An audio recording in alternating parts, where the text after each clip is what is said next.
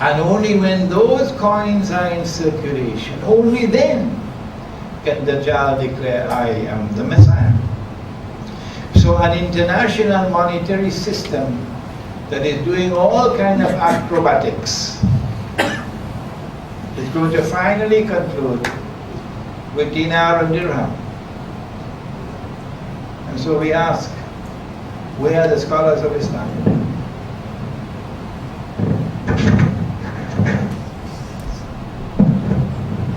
جزاك الله خيرا على هذه التذكرة. If I'm not mistaken, I want to ask you, you have mentioned that the Prophet Muhammad sallallahu alaihi wasallam never married to Aisha radiallahu anha, and I don't understand. Can you give me some more explanation, please? A marriage ceremony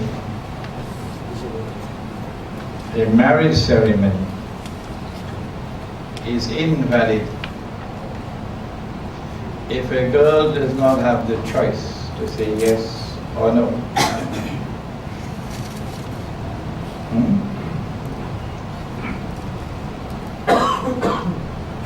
Allah subhanahu, this is in the Sirah, Ibn Hisham, you find it there. Allah subhanahu wa ta'ala communicated through a vision that this, I've chosen this as your wife, Aisha radiallahu ta'ala anha. Once that communication was received, she is his wife. He doesn't have to marry her. She is his wife because Allah has chosen her as his wife. So there was never any marriage ceremony. No. So he did not marry her. Allah chose her for him. He did not marry her. But the hadith in Sahih Bukhari, in Sahih Muslim, in several other books of hadith, is that he married. She is saying, Aisha radiallahu ta'ala anha is saying, that the Prophet married me when I was 6. Someone did something to the wording.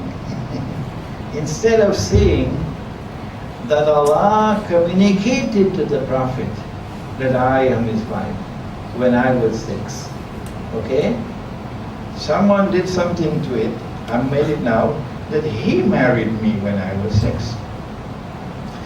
If this hadith is accepted as correct, which is in conflict with the Quran, then tomorrow, when the Sharia is enforced in Egypt, in Tunisia, in Syria, wherever the revolution takes place, these uprisings, this time bomb is waiting to explode. What are you going to do? Tell me. When they come to you to the court for a marriage to take place, are you going to say, yes, the marriage ceremony can take place, but you can't take your wife home?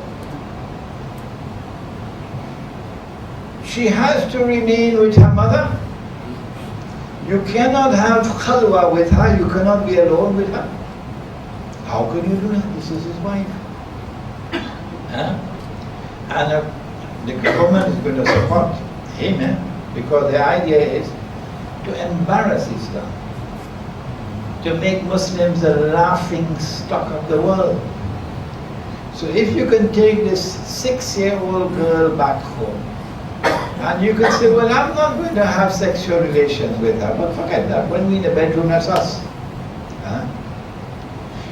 It is haram, it is haram, it is haram to have sexual relations with a girl who has not become a woman. It is haram, it is haram, it is haram. And we can use the Quran to establish that. If it is haram to have sexual relations with a girl before she has become a woman, then how can you marry her? How can you marry her?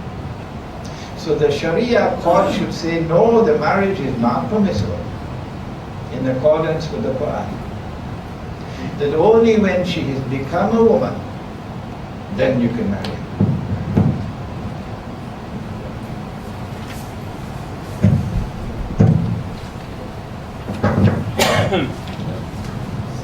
Assalamualaikum, Sheikh. As you mentioned before, as a result of the Middle East uprising, Israel will wage the preemptive war to create a great Israel. So in the years to come towards the Akhir Zaman, what do you think were events that will take place in Southeast Asia particularly? I like that question. I have a question to ask you first. When the Malay recites the Quran, he's not lazy. He says akhir. But when he's not reciting the Quran, he says ahir. Huh? Ahir zaman. No, not ahir. Akhir zaman. Don't be lazy. As soon as Israel launches a big war, which might start with an attack on Pakistan, nuclear plants and nuclear weapons, and a simultaneous attack on Iran, Iran's nuclear plants. As soon as that happens, Singapore will know our time has now come. Either Singapore acts this way, or it's the beginning of the end for Singapore. But I'm sure that Malaysian diplomacy is already aware of the problem. We have an ambassador right here. And he and I have already discussed the subject. Malaysia is not asleep. No. If an effort is made to take over Johor, or an effort is made to take over, what's the name of that island in Singapore? Not Java, the other one? Huh? No, the big one. Sumatra.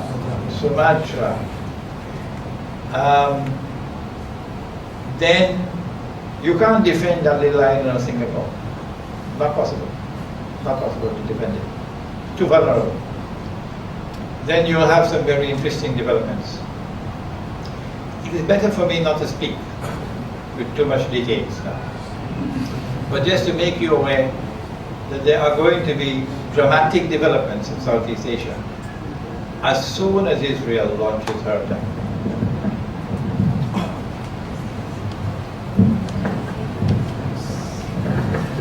This gonna be one question. Assalamualaikum, Sheikh. My name is Shukri. And recently there was a meeting in Kazakhstan.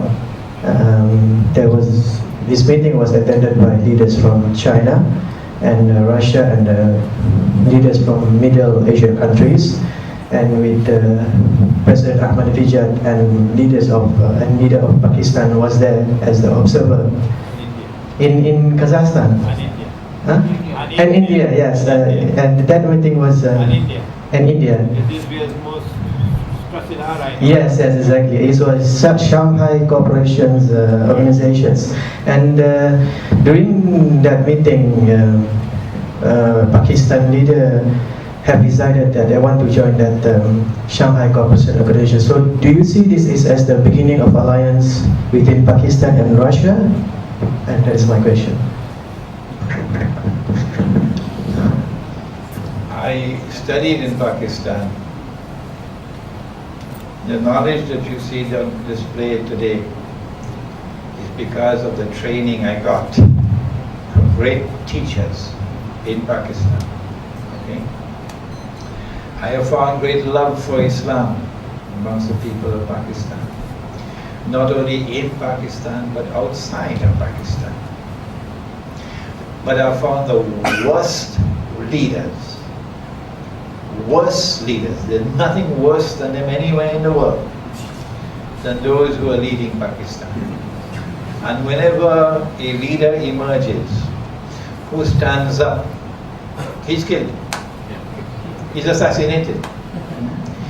For all his faults, and Pakistanis don't like me to say this, for all the faults of Zulfikar Ali Bhutto, and he was a man who committed great evil, no doubt about it. Yet he did stand up stand up for Pakistan and resisted them. And Henry Kissinger gave him a warning. We'll make a terrible example out of you if you continue this way. But he persisted.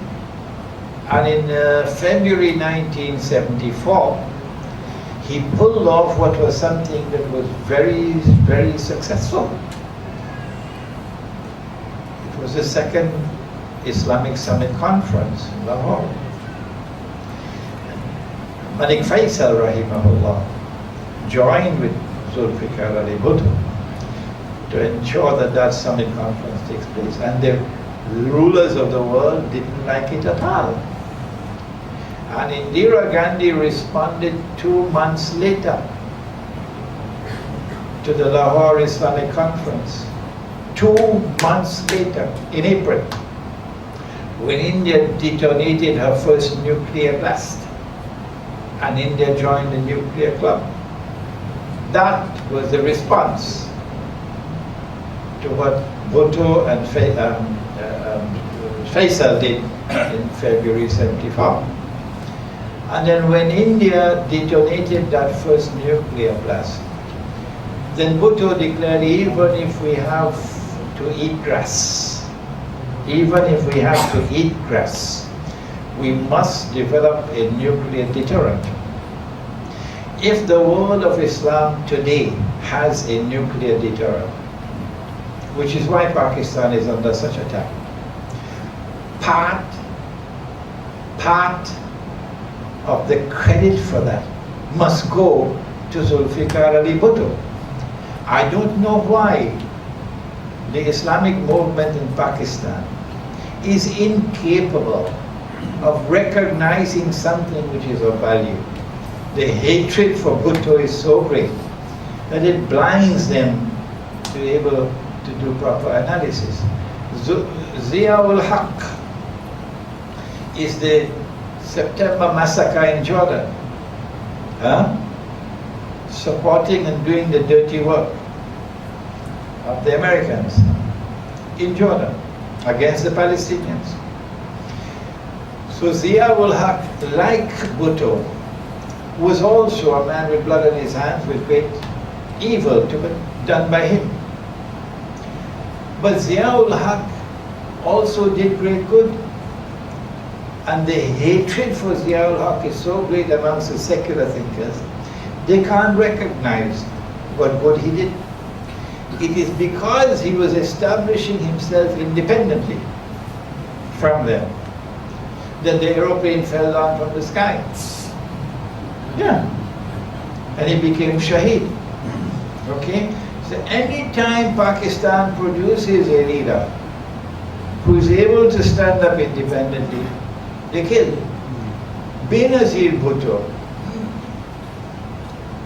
she not only wiped their feet for them, she walked the extra mile to say, I am with you.